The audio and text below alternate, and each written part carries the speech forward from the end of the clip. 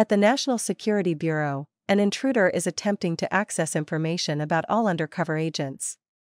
She then unfolds a folder containing 5 colors, staring at it as if absorbing all the information just received. At this moment, National Police Officer Kazami and his team enter, aiming their guns at the intruder. However, with her swift moves, she knocks out 2 officers and leaves Kazami stunned, quickly breaking through the encirclement and escaping. Outside, Amuro is waiting and engages in a fierce battle to stop her, but his punch only knocks off one of her eyeglass lenses, revealing a green eye. Seeing those eyes, Amuro shows clear concern. The intruder swiftly breaks through a glass door from a height without a scratch. She hijacks a nearby car and speeds towards the main road. Amuro also starts driving in pursuit without any hesitation. The intruder sends a message on her phone to identified spies before Akai closes in. The thrilling chase between 3 vehicles on a suspension bridge makes everyone's heart race. A truck loses control and crashes into a nearby car, blocking one side of the bridge. Akai stops his car, takes out his weapon, while Amuro continues the pursuit. In an intense chase, a large truck crashes into the bridge railing and falls into the water below. The intruder manages to successfully push the car down to cut off Amuro. Thinking she has escaped, she discovers a long line of congested traffic ahead. Amuro also approaches from behind, and she decides to turn her car around, surprising Amuro. Even more surprising, Akai aims his gun at her head. Understanding his marksmanship, she crouches down, making it impossible for Akai to see anything. He decides to shoot at the wheel, causing it to lose control and slide forward. The car crashes into the bridge railing and falls straight into the water. But before that, with her incredible skills, she jumps out of the car and uses the bridge barriers to safely land in the water. The car's fall causes a loud explosion, attracting a large number of police officers. Amuro quickly leaves, followed by Akai, who asks the FBI to prevent any leaked information. The girl has also safely escaped. However, when she sees the Ferris wheel and fireworks in the sky on the opposite side, she screams in agony. The next morning, Professor Agasa takes the kids to Toto Aquarium, which has just been renovated. In addition to the dolphin show area, this time the aquarium also has an indoor playground, and the most special feature is the double Ferris wheel. When it reaches a height of 100 m, passengers will witness a spectacular audiovisual feast with colorful water performances. Arriving there, Conan sees a person with 2 different colored eyes, looking distressed by the scratches on her body. This is the girl from last night's chase, but contrary to her dangerous and ruthless demeanor, she now seems quite gentle due to amnesia. Conan notices the shattered phone and car glass fragments, along with the smell of gasoline on her clothes, suggesting she's involved in some accident. There's nothing on her to verify her identity except for a set of 5 different colored pens. Professor Agasa suggested calling the police, but suddenly her expression changed, and she hastily ran off, not wanting to get involved with the police, even though she herself didn't understand why. Conan takes some photos with the phone to make her more scared, but he reassures her that he won't call the police, he just needs the pictures to find someone familiar to her. Upon hearing this, the girl calms down, and Conan discreetly sends the photos to Ran, asking her to forward them to the police to assist in the search for her relatives.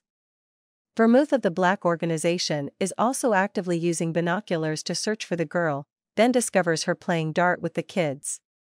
Vermouth is surprised and puzzled by her behavior. Over here, she helps the children win dolphin-shaped keychains, claiming they'll help her regain her lost memories, and they lead her to the Ferris wheel.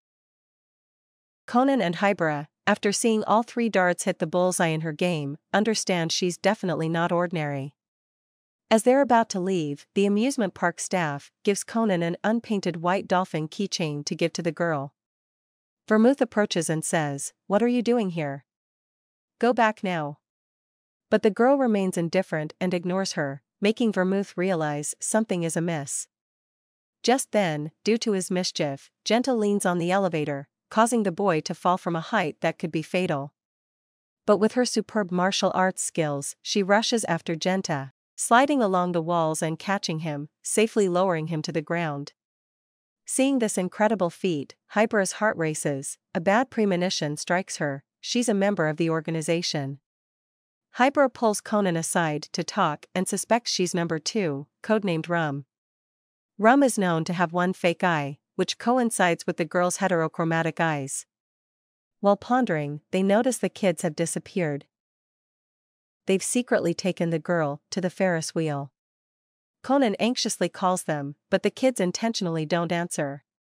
When the cabin reaches its peak height, the girl suddenly screams and repeatedly murmurs "Cur, bourbon, stout, aquavit, Riesling," frightening the kids, who quickly call Conan for help.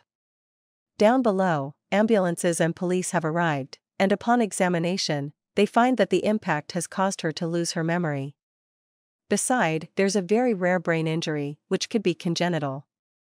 As for her eyes, after removing the contact lens from her right eye, the real eye has a transparent cornea. Then Conan calls Professor Agasa to recover data from the girl's shattered phone. He wants to know the content of recent messages. The kids also tell Conan what she murmured in the cabin: "Cur, bourbon, stout, aquavit, Riesling." They're all types of alcohol, which shocks Conan, prompting him to ask Professor Agasa to give the phone to Amuro. But today he's requested a day off, worrying Conan about Amuro's safety. The Black Organization is also carrying out a purge, with operatives infiltrating their ranks being exposed. 5 of them have been compromised. Agent Stout boards a bus as per the organization's instructions, unaware that Korn is waiting from afar and shoots a bullet through his head. Korn reports that Stout is dead. Then, aboard the helicopter, Chianti shoots a bullet through the heart of a man and reports to the organization that Aquavit is dead. At the same time in Germany, Agent Riesling is cornered and vehemently denies being a spy. But with evidence the organization has, she's immediately shot dead by Jin. He coldly states that there are still 2 mice in Japan, and then the entire Black Organization heads to Japan to capture Bourbon and Cur. As for Conan, through the FBI, he learns that the 3 deceased agents are from the UK, Canada, and Germany. The girl currently in police custody is a member of the Black Organization named Curacao.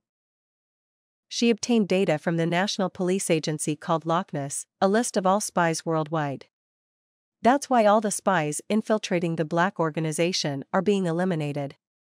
But not only that, if Loch Ness is made public, intelligence agencies worldwide will all collapse simultaneously. Amuro is in an extremely dangerous situation right now, because he's been targeted by the organization.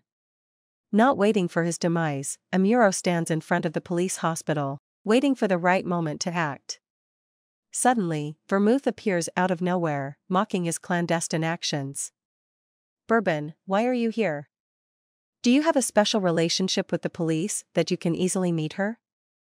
Vermouth says before threatening Bourbon with a gun to follow her. As for Curacao, she still can't remember anything. The police have allowed the kids to visit her in hopes of helping. They come and give her a white dolphin keychain. Genta says, "You can paint it any color you like, but I think white suits you, it matches your hair color." On this side, Professor Agasa successfully recovered the latest data. The last message reads, "The lock is stout, aquavit, Riesling, the ones you are focusing on are Cur, bourbon." The message seems fragmented, prompting Conan to urgently ask the doctor to find the earliest recipient's phone number. This time, Bourbon and Cur are unlikely to escape.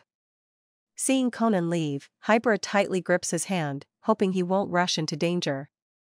However, Conan retorts, "Didn't you once say we can't escape our fate?" Meanwhile, Bourbon and Cur have been captured and tied to a post, surrounded by members of the Black Organization. Jin has sentenced them to death, while the message is still incomplete. Requests they be executed when everything is clear, but Jin is adamant. He wants to take both their lives, even though the 2 agents remain resolute despite the threat. Jin aims to shoot Bourbon immediately, but suddenly a bullet shatters the light in the room, plunging everything into darkness. The door is kicked open, and Bourbon has somehow freed himself from his restraints, leaving only Cur bound. Vodka hastily pursues Bourbon, while Jin continues to point his gun at Cur, bidding him farewell. But suddenly, Vermouth receives a call from Rum, stating that Curacao just sent a message stating that Bourbon and Cur are unrelated. As a seasoned fox, Rum orders them to verify whether Kuroso is indeed the sender of that message. Kerr is temporarily safe until they confirm the information as per Rum's instructions. The message is from Conan, asking Professor Agasa to use Kuroso's phone to send a message saying, "They are not involved, go in peace." This temporary success saves both agents. Vodka has lost track of Bourbon, but the plan changes, and now they will retrieve Kuroso and confirm the information before executing the two agents. Jin orders his subordinates to prepare a helicopter for the rescue of Kuroso, believing the police will take her to Toto Aquarium. Meanwhile, Conan vaguely realizes the name Kuroso, which is a type of liquor with 5 colors, just like the girl's notebook. These 5 colors also remind Conan of the light show on the carousel, perhaps the trigger for her memory. Conan rushes to the aquarium to intervene before Kuroso boards the carousel, but it's too late. National Police Officer Kazami has taken Kuroso there. The kids also rely on their relationship with the wealthy Miss Sonoko to go up to the carousel even though it's past closing time. They want to take pictures from above to help Kuroso regain her memory, so Conan has to enter the inner area of the carousel to find a way to stop it. Meanwhile, Amuro and Akai are also engaged in a fight to take control of the situation. Amuro knows it was Akai who shot the light bulb to save him, and Akai kicks the door to mislead them. In reality, Amuro is still hiding in that very room, enabling him to successfully escape from the Black Organization. Amuro and Akai fight without a clear winner until Conan finds the bomb planted on the carousel axis and shouts for help, causing the two to cease their fight. The Black Organization had planned ahead. If they couldn't save Kuroso, they would detonate the carousel to silence her. The battle paused momentarily. Amuro was tasked with disarming the bomb, while Akai advanced towards the top of the carousel to confront the Black Organization. Conan also headed towards the carousel to approach Kuroso. On the carousel, there were only a few cabins, notably Kuroso's cabin and the cabin of the young detective kids. As the cabins neared the top, the 5 colors of light converged, causing Kuroso to scream in intense pain, clutching her head. Her eyes began to change. She had regained her memory. On that day, she had nearly been killed by Vermouth for wanting to leave the organization, but due to her extraordinary brain that could remember everything, Rum allowed her to live and become his right-hand woman. She swiftly incapacitated Kazami and took his gun, but she refrained from killing him. She removed her bracelet and called Vermouth to inquire about her pickup time. Vermouth instructed her to stay put in the cabin, and before hanging up, she mentioned that Rum had received a message from her phone. Remembering that Conan had held her phone and fearing he might get into trouble, Kuroso falsely claimed she had sent the message herself. This allowed Bourbon and Kerr to escape suspicion. Vermouth then activated a device, causing a power outage and plunging everything into darkness. After waiting for a while, Kuroso began to change her mind. She reminisced about the days of amnesia when she played with the children. It was so happy and carefree. She wanted to escape from this life of bondage. Ultimately, she decided to flee from the organization. Conan arrived at the cabin, but Kuroso had already fled, leaving only Kazami unconscious inside. Jin, Chianti, Corn, and Vodka approached the cabin silently on the helicopter with sound-reducing equipment. They deployed a special device and lifted the cabin containing Kuroso from the carousel, but through a thermal sensor scan, Jin discovered only a police officer and a child inside. Knowing that Kuroso had betrayed them, he released the cabin, letting it fall freely from a height of 100 meters, crashing into the metal bars and landing between 2 carousels, causing a loud noise.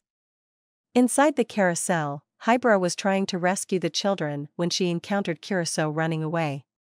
Seeing Hybra slipping and almost falling, Kuroso saved her and realized that Hybra was actually Sherry, the one the organization had been searching for all along. She said, "Run, Jin is here." Scanning inside the carousel to find Kuroso, Jin noticed someone near the bomb and immediately triggered the detonation device. But a few seconds earlier, Amuro successfully disarmed the bomb. Enraged, Jin fired a barrage of bullets towards the carousel, causing those inside to run for their lives to dodge his bullets. Kuroso was determined to become bait for Hybra to rescue the children, darting forward intentionally to be detected by Jin's scanner. He focused his gunfire on her, allowing Hybrid to successfully locate the children, providing an opportunity for Akai, Conan, and Amuro to act. The barrage of bullets was so intense that it destroyed an entire area, only stopping when Kuroso's heat sensor disappeared. However, this didn't satisfy Jin. He ordered his subordinates to shoot at the carousel to eliminate all remaining threats. Amuro regrouped with them and devised a plan to shoot down the helicopter. In its current frontal position, Akai couldn't shoot it down, but if it changed position and was exposed to light for about 5 seconds, Akai could surely take it down. Amuro adjusted the switch of the recently disarmed bomb, put it in his pocket, and threw it towards the helicopter, causing it to change position. Conan kicked a ball that soared into the sky and lit up like a firework. Just that was enough for Akai to fire a shot at the helicopter's machinery, causing it to wobble. Jin's subordinates feared the helicopter would crash, but he intervened and took control, firing rounds at the carousel's axis, causing it to fall out and roll towards the aquarium. Now, the aquarium was the most crowded place. People began to scramble out, but the carousel was too large, and Conan feared it would destroy everything before people could escape. At the carousel, Conan tied one end of his belt to it. Then, Amuro threw him towards the carousel's axis, securing and tying the other end. Both Amuro and Conan thought they had succeeded, but the carousel still moved forward. At this moment, Conan and Akai took the next step, shooting the familiar ball in Conan's belt forward. The elasticity combined with the enormous size slowed the carousel down, but it still didn't stop. Suddenly, a car rushed from the front and wedged itself into the carousel's axis, halting it. The driver of the car was none other than Kuroso. She held onto the dolphin keychain tightly, as if to gain more strength, despite her abdomen being in pain from being pierced by a metal rod. However, Kuroso continued to accelerate, stopping the carousel. Eventually, the crane couldn't bear the pressure and exploded, bringing the carousel to a halt just in time to save thousands of lives. In the burning car, the police found a charred body beyond recognition. Conan picked up a partially burnt keychain that had fallen from the victim, saying, in her final moments, maybe she found her true colors. This was truly a dramatic and emotional movie. Do you want us to make more videos like this? Leave a comment below. If you enjoyed our video, please like and share to support us. Don't forget to subscribe and hit the notification bell so you won't miss our future videos. Thank you for watching. See you in the next videos.